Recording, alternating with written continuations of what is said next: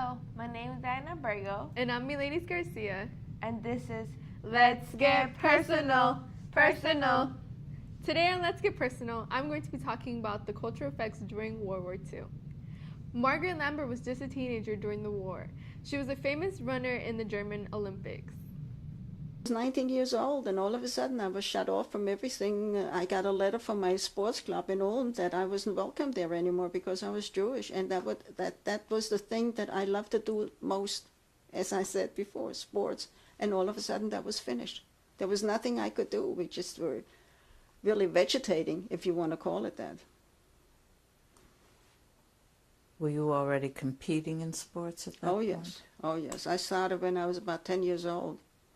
And it really accelerated to a higher level. And I happened to be very good at it. Enrolled in a school to learn English. I figured that certainly, will come in handy someday. And they had a track and field club in the school, and when I was shown around in the school, they took me down to the gym. They were practicing high jumping. I mean, of all things, that was my specialty. And my eyes started to bug out, and the principal said to me, "Would you like to do this?" And I said, "I would love it." So they found an old gym suit for me, and I had to jump barefoot. Nobody could fit my big feet, And that was the first time I had done this in so long, and it was heavenly, Up next, we have Diana Abrego bringing us a story about Oskar Schindler. Recently, I watched the film Schindler's List. The film depicts German businessman Oskar Schindler during World War II. When Schindler started, he used Jews because they were a source of cheap labor. However, over time, he had a change of heart and began creating more jobs to save them from concentration and death camps. During the war, he saved 1,200 Jews by employing them in his factory. Rena Finder is a survivor of the Holocaust and one of the Jews Schindler helped save. While Miss Finder is no longer alive, we dove into the archive and found an interview that was previously recorded. So when we went to work for Oskar Schindler, it was like, going to heaven. Because we were away from Ammon Ghet, we were away from all this killing. And at Oskar Schindler's camp, of course, we had more food.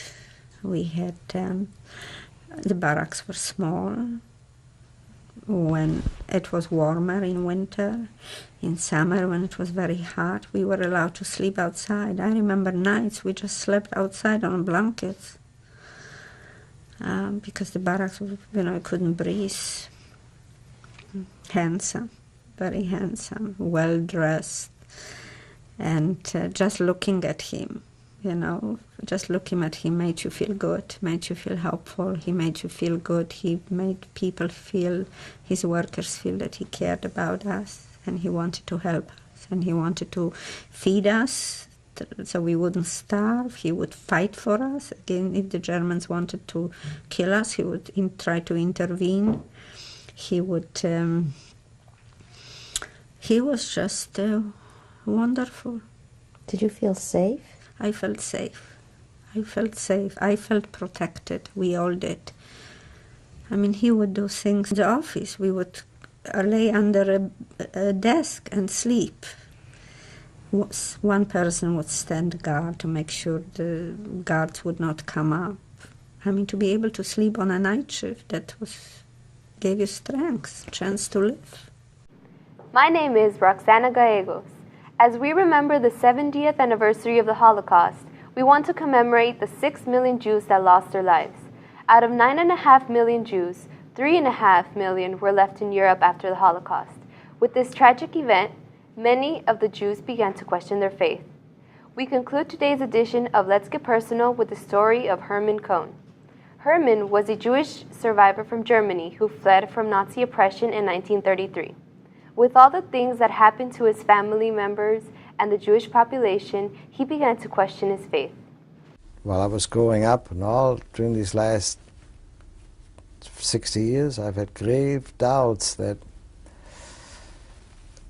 God is really, that there really is a God because of what happened to our people. Many times I questioned why this all happened. Can there be a God, Jewish or otherwise, that permits these sort of things to happen? And I'm very troubled by this. I've stayed a Jew.